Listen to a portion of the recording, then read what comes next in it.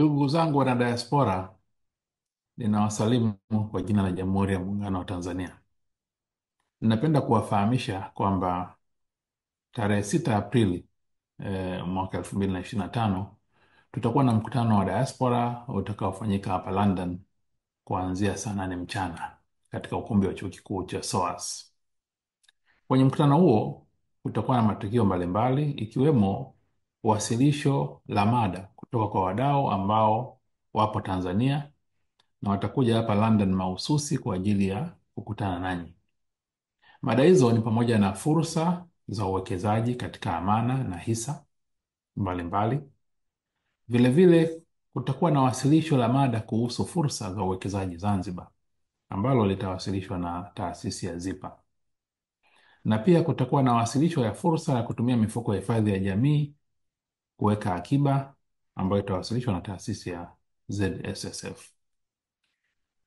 Pamoja na hayo, pia kutakuwa na wasilisho la fursa za kuwekeza kwenye makazi ya ujenzi wa nyumba ambalo litawasilishwa na taasisi ya Zanzibar Housing Corporation.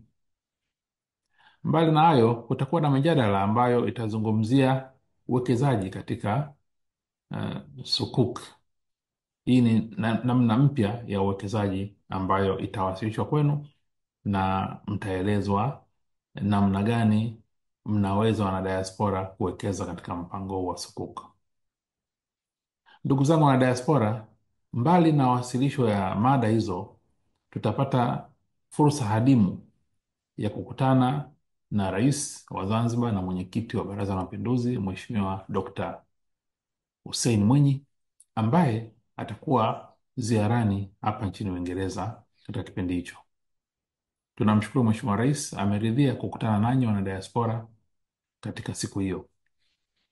Nitoe rai kwa wana diaspora wote, wale ambao wangependa kushiriki basi wajiandikishe kwenye link ambayo ubalozi umeitoa, lakini pia wale ambao hawataweza kuja London wanaweza pia kushiriki katika mkutano huu kwa sababu utakuwa live stream kuanzia saa 8 mchana. Nitoe rai kwa wale ambao wamejiandikisha na wanapanga kuhudhuria, basi wafike mapema saa 7:30 pale kwenye chuo kikuu cha SOAS ili waweze kufanya registration na hatimaye kuanza ratiba yetu saa 8 kamili bila kuchelewa.